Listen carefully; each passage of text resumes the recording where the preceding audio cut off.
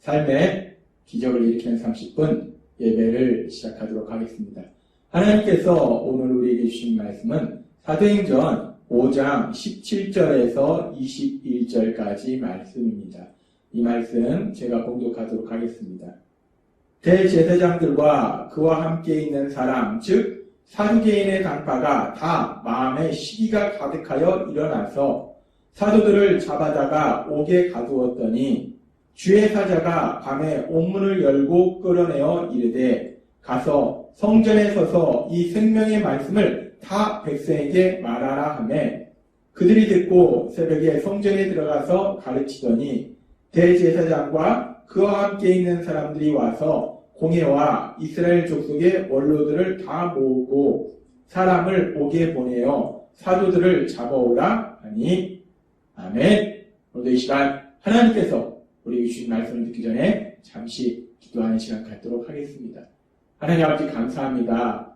오늘도 저희들을 사랑하시고 그래서 저희를 만나주시고 저희에게 말씀하여 주시니 감사합니다. 하나님 아버지 오늘도 하나님께서 저희에게 주신 말씀을 통해서 전능하신 하나님 모든 것을 할 수 있는 그 하나님께서 연약하고 어리석고 미련한 저희를 얼마나 사랑하시는지 그 사랑을 다시 한번 깨닫게 하시고 그 사랑을 믿음으로 담대하게 세상을 살아가는 저희가 될 수 있도록 은혜 베풀어 주옵소서. 예수님의 이름으로 감사하며 기도드리옵나이다. 아멘. 하나님께서는 어제 우리에게 말씀하셨습니다. 사도행전 5장의 말씀을 통해서 사도들을 통해서 많은 표적과 기사가 일어나고 그래서 그것을 통해서 많은 영혼들이 구원받는 놀라운 역사들, 그런 선하신 역사들을 이루신 그 하나님, 그 하나님의 역사하심에 대해서 말씀하셨습니다. 그렇게 하나님께서 사도들을 통해서 표적과 기사가 많이 일어나게 하셔서 많은 영혼들이 구원받게 하실 때 그런 놀라운 역사들이 일어날 때 하나님의 그런 선하신 역사하심이 계속해서 일어나고 있는 그때에 계속해서 성경은 이렇게 말씀합니다. 사도행전 5장 17절부터의 말씀. 대제사장과 그와 함께 있는 사람, 즉 사두개인의 당파가 다 마음에 시기가 가득하여 일어나서 사도들을 잡아다가 옥에 가두었더니 라고 말씀합니다.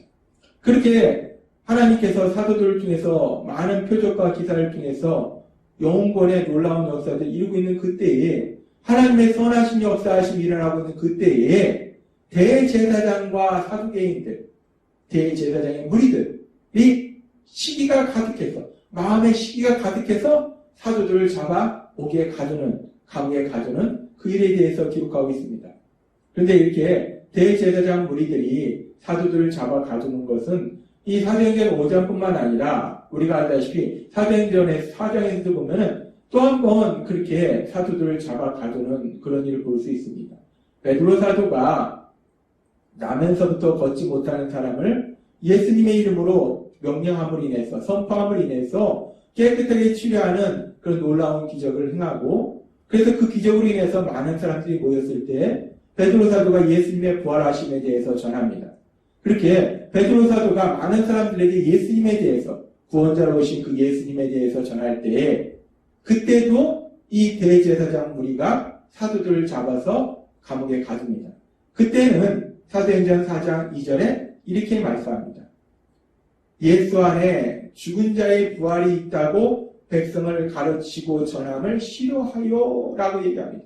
이 대제사장 무리들이 사도들이 예수님께서 죽음에서 부활하셨음을 지금 전하는 거, 예수님의 부활하심에 대해서 전하는 것이 너무 싫었다는 거예요. 너무 화가 났다는 거예요.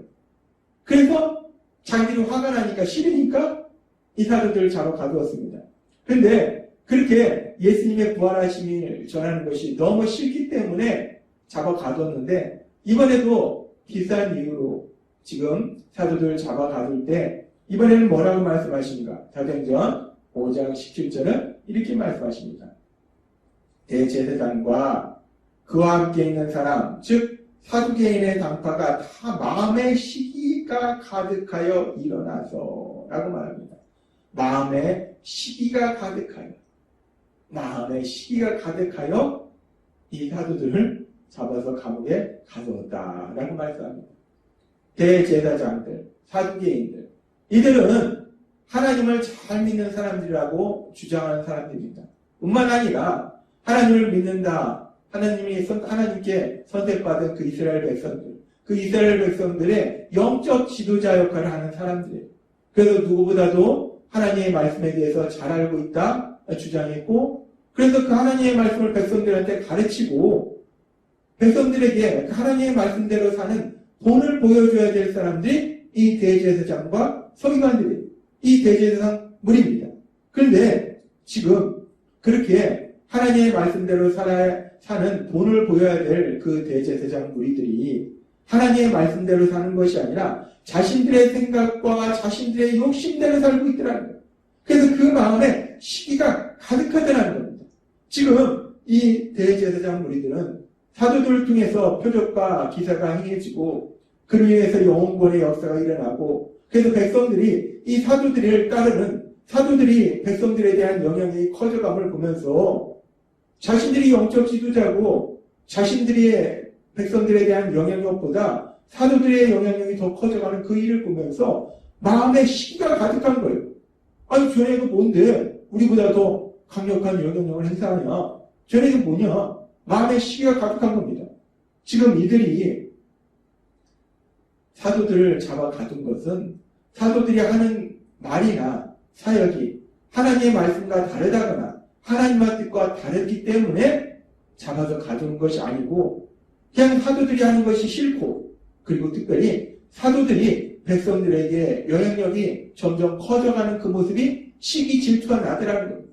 자신들이 이스라엘 영적 지도자인데 자신들보다 더 영향력을 키워가는 그 사도들의 모습에 시기하는 마음이 들더라는 겁니다. 그래서 사도들을 잡아 가두더라는 거예요.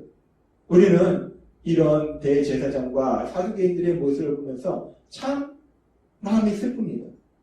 이스라엘의 영적 지도자들, 하나님의 말씀대로 살면서 하나님의 기쁨과 영광을 나타내는데 그 영적 지도자들이 오히려 하나님의 말씀대로 사는 것이 아니라 자신들의 생각과 자신들의 욕심, 자신들의 명예와 권력을 지키려고 죄도 없는 사도들을 잡아가두는 이런 악한 그들의 모습을 보면서 참 우리가 마음 한편이 슬퍼요.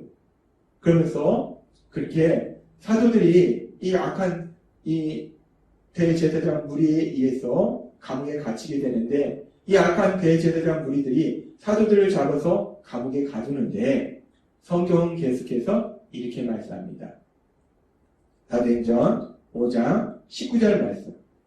주의 사자가 밤에 옥문을 열고 끌어내어 이르되 가서 성전에 서서 이 생명의 말씀을 다 백성에게 말하라 하매 라고 말씀합니다.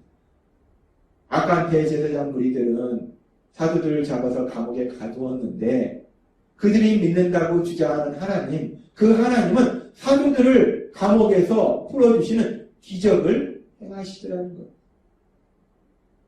악한 대제사장 무리들과 악한 이스라엘 백성들은 구원자로 오신 예수님을 십자가에 못 박아라, 십자가에 못 박아라 소리쳐서 그 예수님을 십자가에서 죽임당하시도록 만들었는데, 하나님께서 그 예수님을 죽음에서 다시 부활시키신 것처럼, 다시 살리신 것처럼, 능력으로 살리신 것처럼 이 대제사장 무리들, 악한 대제사장 무리들이 사도들을 잡아서 감옥에 가두었는데 하나님은 능력으로 역사하셔서 그들을 감옥에서 구해 주시더라는 겁니다.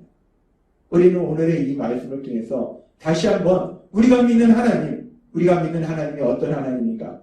우리가 믿는 하나님은 모든 것을 할 수 있는 전능하신 하나님이시구나 라는 사실을 깨닫게 된다는 겁니다. 그렇습니다.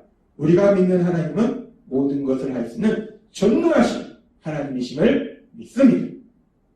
그렇게 우리가 믿는 하나님이 전능하신 하나님이신데, 그러면서 우리가 여기서 이 상황을 보면서, 오늘 말씀을 보면서 우리 마음속에 한 가지 질문이 생길 수 있어요.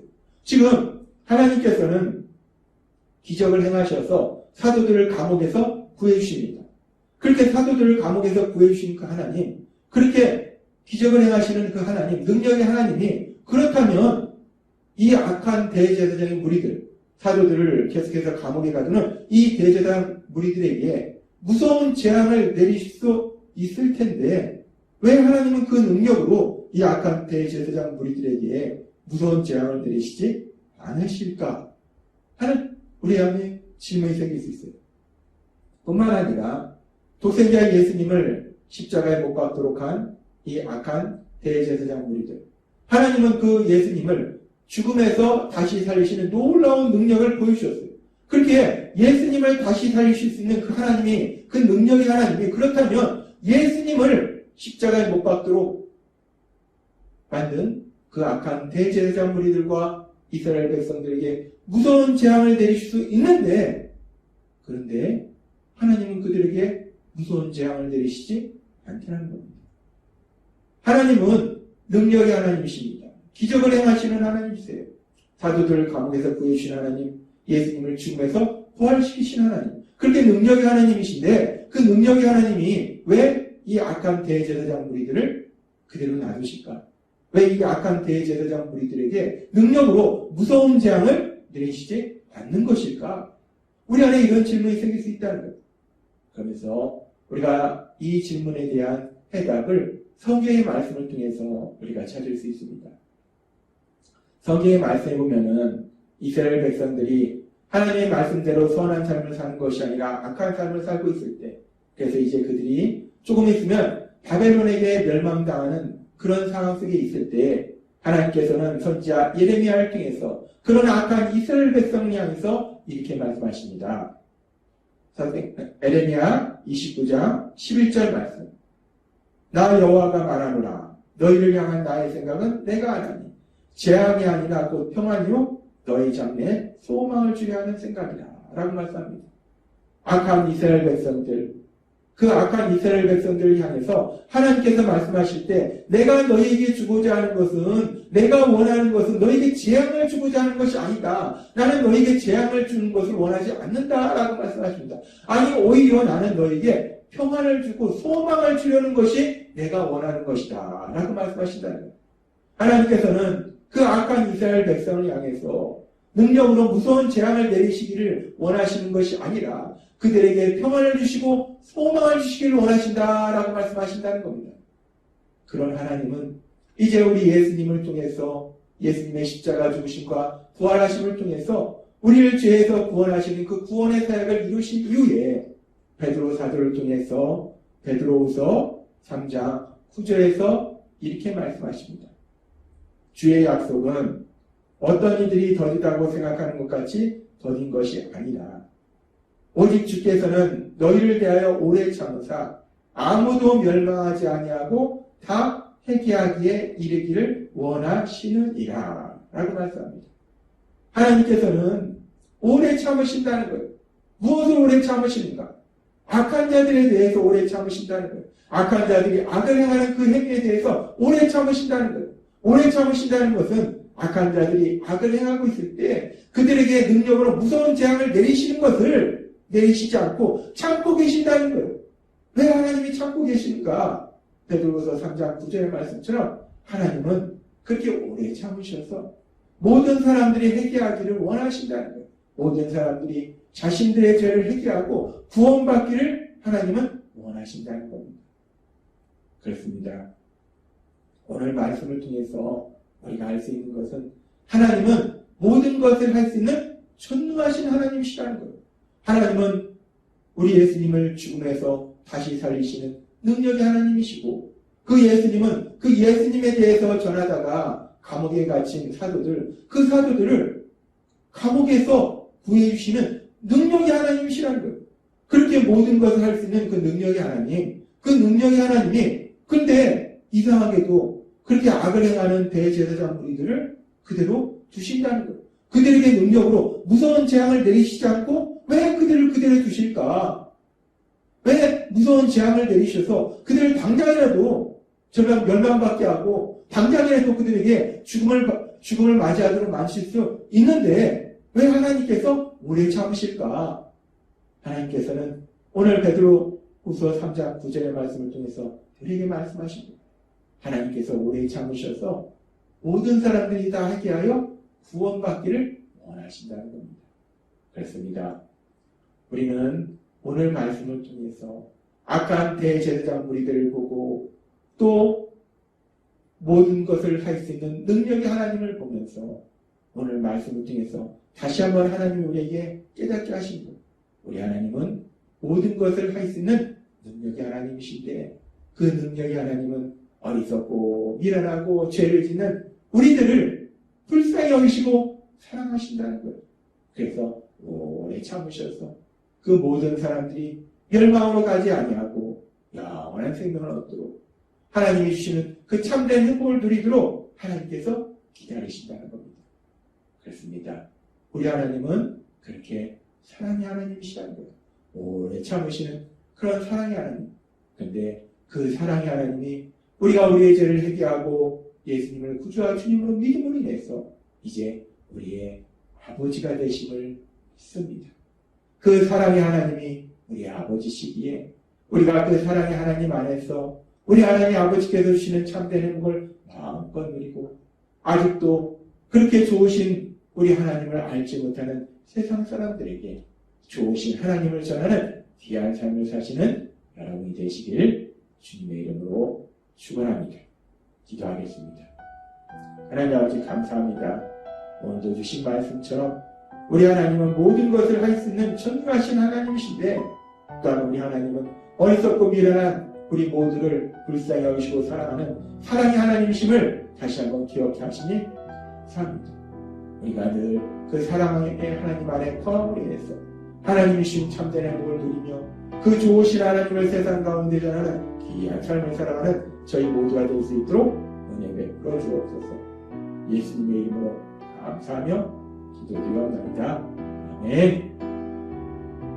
이 시간도 하나님께서 우리 주신 말씀을 묵상하면서 조용히 기도하는 시간 갖도록 하겠습니다.